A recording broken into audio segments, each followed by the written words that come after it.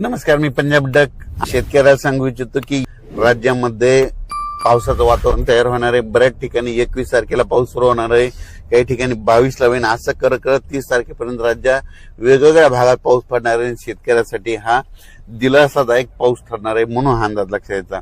म्हणजे सांगायचं झालं तर 21 जून पासून ते 30 जूनच्या दरम्यान राज्यात चांगला पेरणीयोग्य पाऊस पडणार आहे।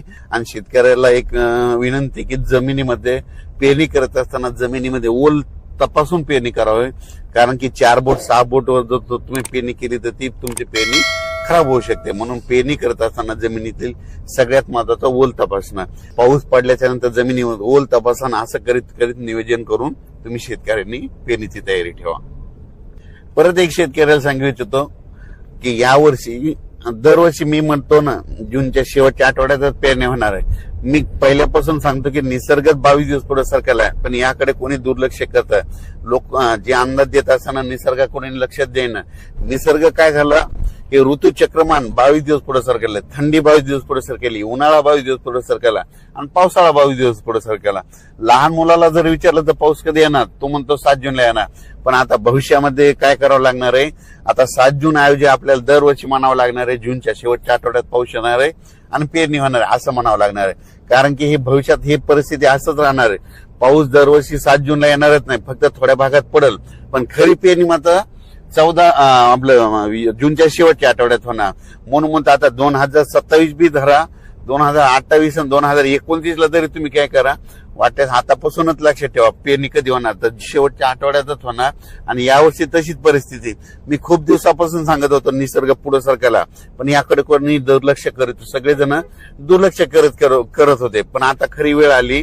आता बघा तुम्ही, दरवर्षी जूनच्या शेवटच्या आठवड्यात पेरणी होणार आहे, म्हणून हा अंदाज लक्ष। एल्निनो बद्दल सांगायचं झालं तर एल्निनो असो या नसो, दरवर्षी आपल्या महाराष्ट्रामध्ये भारतामध्ये पाऊस येतो तर येतोच, ही गोष्ट लक्षात घ्यायची।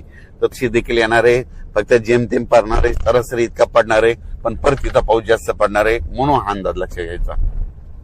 आणि खूप प्रसार माध्यमातून शेतकरी खूप घाबरत आहेत। शेतकऱ्यांनो, जून मध्ये पहिल्यापासून म्हटलं तर कमी पाऊस पडणार आहे, जुलैमध्ये जास्त पडणार आहे, ऑगस्ट मध्ये थोडाफार कमी राहील, पण सप्टेंबर ऑक्टोबर परतीचा पाऊस जास्त राहणार आहे। 13 नोव्हेंबरला थंडी येणार आहे, म्हणून यावर्षी दोन्ही पीक येणार आहे। एक तर खरीप पण येणार आहे आणि रब्बी पण येणार आहे।